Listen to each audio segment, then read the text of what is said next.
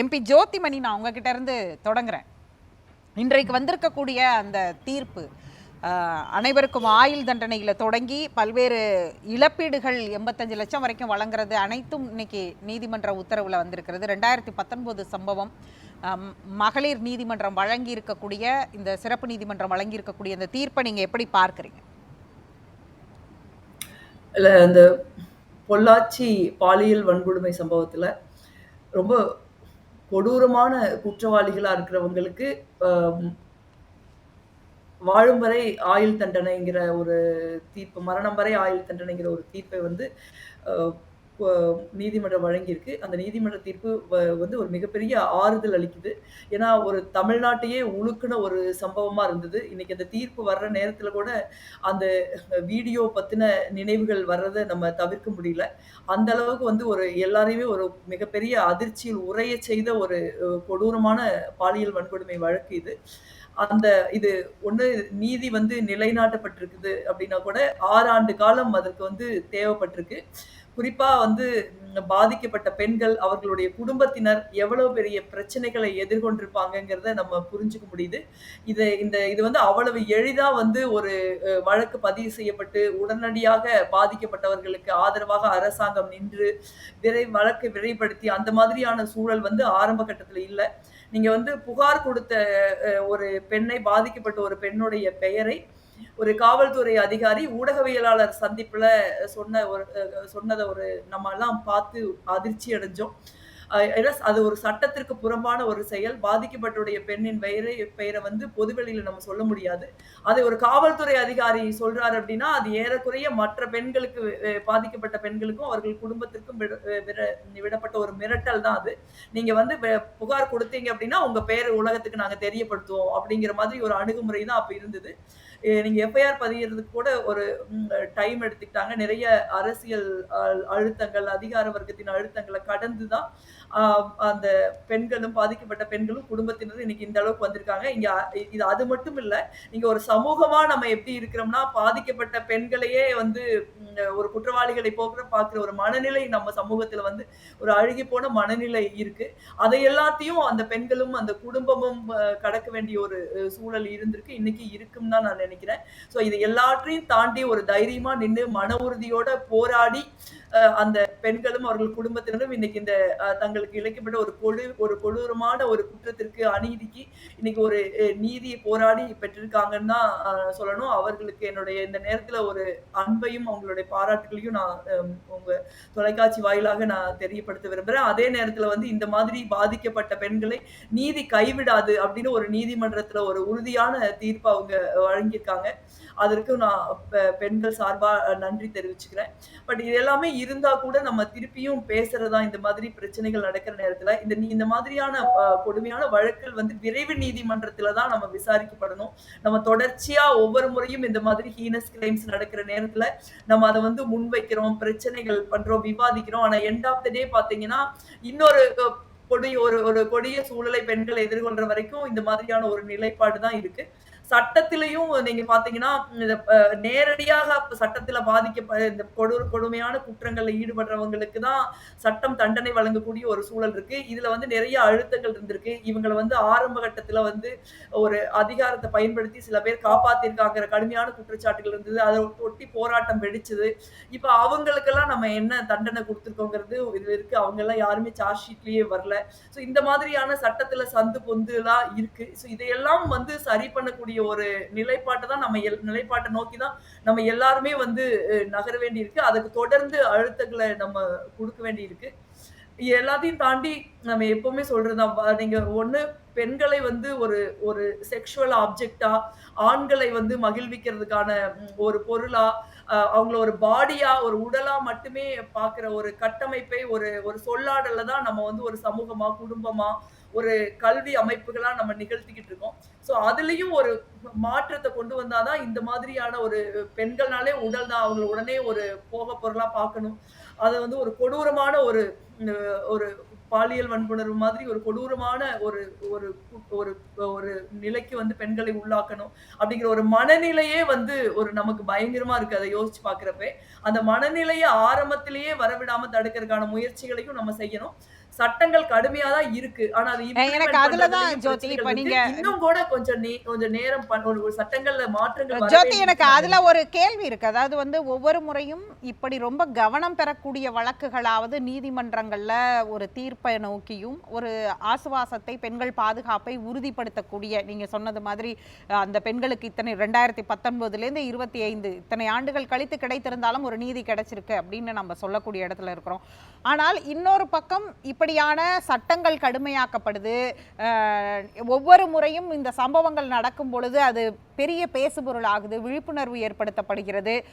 நீதிமன்றங்களுடைய தீர்ப்புகள் பெண்களுக்கு இன்னும் பாதுகாப்பை உறுதிப்படுத்தக்கூடிய இடத்துல தான் இருக்கு. எந்த இடத்துலையுமே தவறு செய்த குற்றவாளிகளை தப்பிக்க விடக்கூடிய அளவிலான, பெரிய அளவிலான கவனம் பெறக்கூடிய வழக்குகள்ல தீர்ப்புகள் இல்லை.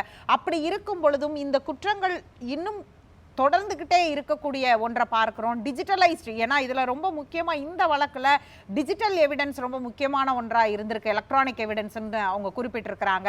அப்படி பார்க்கும் பொழுது ஒரு டிஜிட்டலைஸ்ட் ஆக்கப்பட்ட இந்த சொசைட்டிலையும் இன்னும் இந்த பிரச்சனையை நாம தொடர்ந்து பேச வேண்டிய இடத்துலையும் இப்படியான வழக்குகளை ஒரு 6-7 ஆண்டுக்கு அப்புறம் தான் தீர்ப்பு வாங்க வேண்டிய சூழலும் இருப்பதை நீங்க ஒரு சட்டம் இயற்றக்கூடிய நாடாளுமன்ற உறுப்பினராக நீங்க எப்படி பார்க்கிறீங்க அதை? எந்த விதமான தொழில்நுட்பங்கள் வந்தாலும் அந்த தொழில்நுட்பங்கள் சமூகத்துல நம்மளுடைய வாழ்க்கையில ஒரு பெரிய புரட்சியை ஏற்படுத்தக்கூடியதா இருந்தா கூட அந்த தொழில்நுட்பத்தை கூட எப்படி பெண்களுக்கு எதிராக பயன்படுத்துறது அப்படிங்கிறது தான் முதல்ல இந்த மாதிரி குற்றவாளிகள் கண்டுபிடிக்கிறாங்க. இதுல இந்த டிஜிட்டல் பிளாட்ஃபார்ம் தான் இந்த குற்றத்திற்கு ஆரம்ப கட்டமாவே இருந்திருக்கு.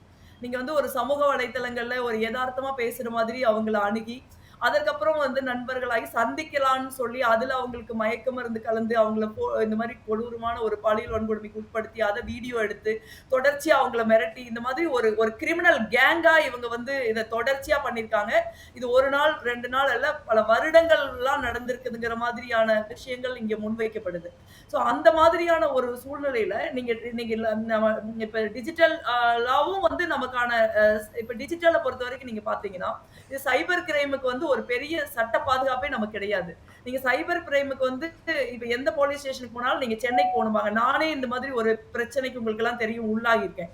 நீங்க அப்ப நீங்க சைபர் கிரைமை நம்ம அணுகிறப்ப அவங்க சென்னையில இருக்காங்க. அவங்களுக்கு ஒரு பெரிய ஸ்ட்ரக்சர் கிடையாது. அதுக்கு இந்த மாதிரி இப்ப எல்லா போலீஸ் ஸ்டேஷன்லயும் சைபர் கிரைமை எடுத்து உடனடியாக விசாரிக்கக்கூடிய சூழல் இல்ல. சட்டங்கள் சைபர் கிரைம் மூலமா பெண்களை இந்த மாதிரி பாதிப்புக்கு உள்ளாக்குறவங்களை உடனடியாக தண்டிக்கக்கூடியதோ இல்ல பெண்களை பாதுகாக்கக்கூடியதோ இன்னைக்கு டிஜிட்டல் ப்ரொடெக்ஷன் ஆக்ட் எல்லாம் அந்த மாதிரி கொஞ்சம் வீக்கா தான் இருக்கு. என்ன மாதிரி நாடாளுமன்ற உறுப்பினர்கள், சட்டமன்ற உறுப்பினர்கள், மக்கள் பிரதிநிதிகளோட ரோல்ங்கிறது இந்த மாதிரியான சட்டங்கள் வர்றப்ப அது பெண்களுக்கு எதிராக எப்படி பயன்படுத்தப்படும், அதை எப்படி தடுத்து நிறுத்துறது. சோ இதெல்லாம் நம்ம பேச வேண்டியிருக்கு டேட்டா ப்ரொடெக்ஷன் ஆக்ட்ல எல்லாம். பட் அன்பார்ச்சுனேட்டா நம்ம சிஸ்டம்ல பாத்தீங்கன்னா சட்டம் இயற்றுகிற ஒரு அதிகாரம்ங்கிறது நம்பர்ல போய் முடியுது எப்பவுமே. அதே மாதிரி ஒரு டாப் டவுன் அப்ரோச்ல நம்ம வர்றோம். எப்பவுமே பில்ல அபிஷியல்ஸ் எழுதி அதை நாடாளுமன்றத்துக்கோ சட்டமன்றத்துக்கோ கொண்டு வராங்க. அதன் மேல ஒரு சிறிய விவாதங்கள் நடக்குது. ஆனா ஒரு புல்டோஸ் பண்ணிட்டு போற அரசாங்கங்கள் நம்பரை வச்சு அதை புல்டோஸ் பண்றாங்க. ஆனா நம்ம அமைப்பு ரீதியா சில பிரச்சனைகள் இருந்தா கூட பட் அதை ஒரு எக்ஸ்கியூஸா நம்ம சொல்லிட்டு இருக்க முடியாது. நம்ம இது தொடர்ச்சியா இதை ஃபைட் பண்ணி ஒரு சட்ட ரீதியான பாதுகாப்பு ஒரு டிஜிட்டல் யுகத்துல பெண்களுக்கு ஏற்படுத்த வேண்டியிருக்கு. இப்ப நார்மலா குற்றங்கள் டெய்லியுமே நடந்துகிட்டு தான் இருக்கு. ஆனா இது டிஜிட்டல் பிளாட்ஃபார்ம் வந்ததுக்கு அப்புறம் அது இன்னும் அதிகமாகுதுன்னு நான் நினைக்கிறேன். ஒரு பக்கம் குழந்தைகள் மீதான இப்படியான பாலியல் வன்முறைகளுக்கு போக்சோ ஆக்ட், அப்புறம் அலுவலகங்களுக்கான பாலியல் வன்முறைகளை தடுக்க போஷ் ஆக்ட்லேருந்து விசாகா கமிட்டி, இன்டர்னல் கம்ப்ளைண்ட்ஸ் கமிட்டின்னு இப்படி பல சிஸ்டம்களுக்குள்ள தான் நாம் இருக்கிறோம்.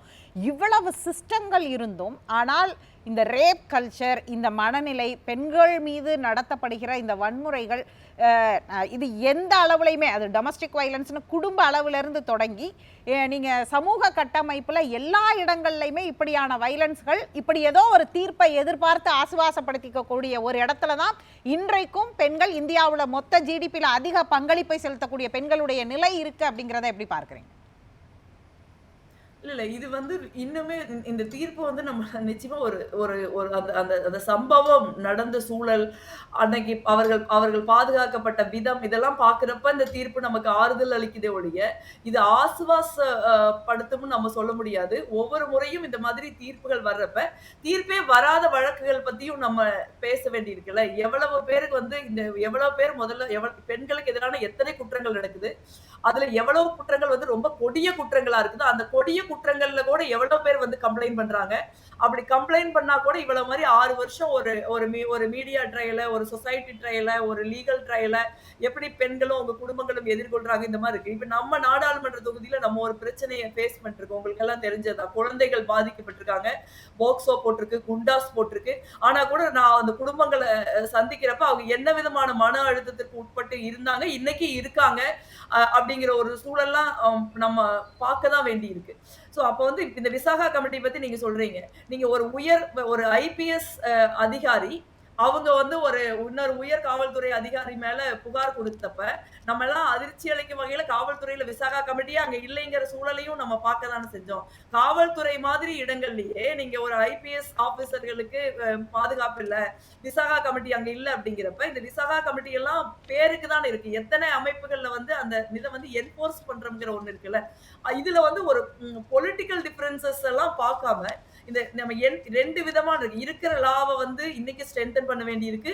டிஜிட்டல் புரொடெக்ஷன் ஆக்ட் மாதிரி இருக்கிற இடங்கள்ல, அது பெண்களுக்கு எப்படி பயன்படுத்தப்படுகிறதுங்கிற இடத்துல இன்னும் நம்ம ரொம்ப வல்னரபிளா தான் இருக்கு. அத பத்தி நம்ம இன்னும் ரொம்ப ஆரம்ப கட்டத்துல தான் நம்ம பேச ஆரம்பிச்சிருக்கோம்னு நெனைக்கிறேன்.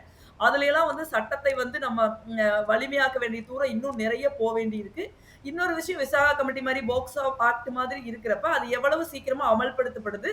இந்த மாதிரி ட்ரையல்லாம் 6 வருஷம் ஒரு ட்ரையல் நடந்தா, நம்ம என்ன பண்ண முடியும்? சில 10 வருஷம் நடக்கிற வாச்சாத்தி எல்லாம் எத்தன வருஷம் நடந்ததுன்னு நம்ம பார்த்தோம். இந்த மாதிரியான ஒரு சூழல்ல வந்து பெண்கள் வந்து மேலும் மேலும் அழுத்தத்திற்குள்ளார். ஒண்ணு நம்ம பாதிக்கப்படுறோம்.